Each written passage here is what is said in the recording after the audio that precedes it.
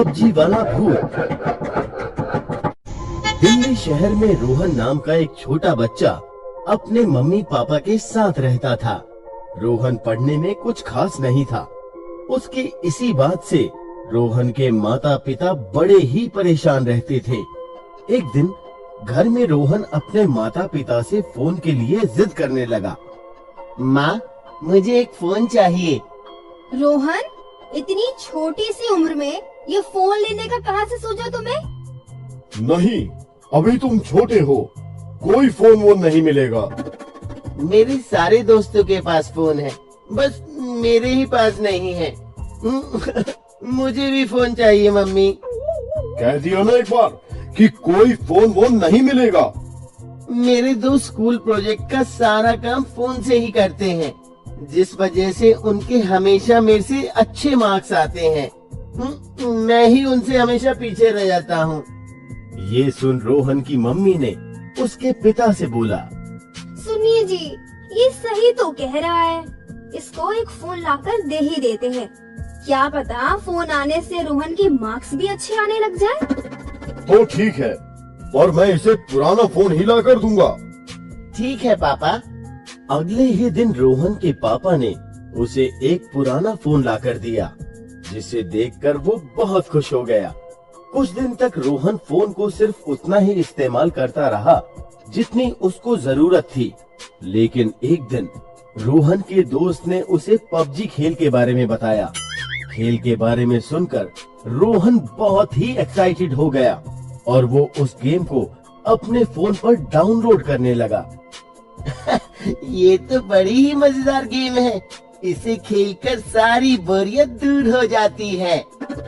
कुछ ही दिनों में रोहन खेल का आदी बन गया और हर समय फोन का इस्तेमाल करने लगा, जिसे देख उसकी मम्मी ने रोहन को बोला, रोहन, तुम कुछ ज्यादा ही फोन का इस्तेमाल करने लग गए हो।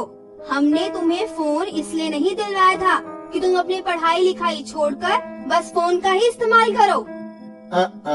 मम्मी, ऐसा कुछ भी नहीं है, बस ये गेम मेरे लिए नई है, तो मैं बस इसे समझ रहा हूँ और कुछ भी नहीं। हाँ तो पढ़ाई भी करो, पूरे दिन खेल में ही लगे रहना अच्छी बात नहीं है। इतना कहकर रोहन की मम्मी गुस्से से वहाँ से चली गई। मम्मी की बात को नजरअंदाज करते हुए रोहन फिर से गेम में लग गया।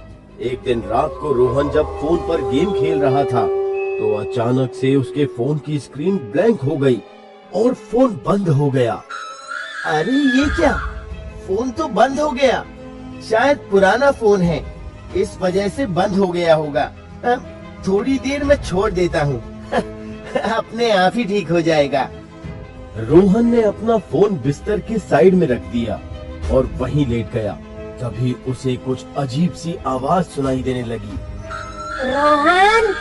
अपना नाम सुनकर रोहन बाहर की तरफ चला गया। उसे लगा कि पापा उसे आवाज दे रहे हैं।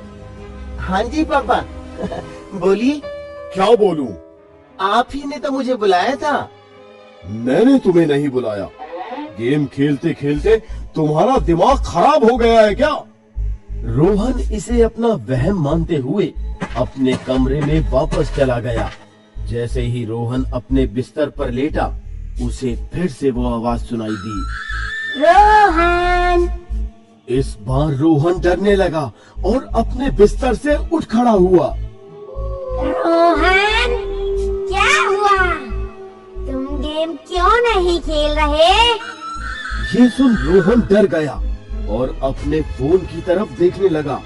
उसने देखा कि फोन की स्क्रीन लाल हो गई है। ये सब देखकर रोहन चिल्लाने लगा। क्या हुआ? तुम चिल्ला क्यों रहे हो? पापा, इस फोन से अजीब सी आवाज आ रही है। रोहन के पापा ने जब फोन की तरफ देखा तो उन्हें कुछ भी अजीब महसूस नहीं हुआ। फोन तो बिल्कुल ठीक है। पापा, इसमें से आवाज आ रही थी और कोई मेरा नाम पुकार रहा था।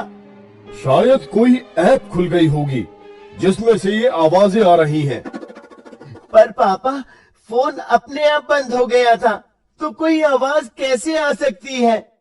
फोन तो चालू है, पूरे दिन गेम खेल खेल कर सच में तेरा दिमाग खराब हो गया है। सो जा, कल सुबह मैं तेरी क्लास लूंगा। इतना कहकर रोहन के पापा वहाँ से चले गए। काफी देर सोचने के बाद रोहन की आंख लग गई। तकरीबन रात 12:30 बजे रोहन को कुछ महसूस हुआ। उसने देखा कि उसका बिस्तर और कमरे का सारा सामान हिल रहा है। उसे कुछ भी समझ नहीं आया। जब वो अपने बिस्तर से बाहर उतरा तो उसने देखा कि उसका फोन हवा में उड़ रहा है और उसके फोन से अजीब अजीब सी आवाजें आ रही हैं।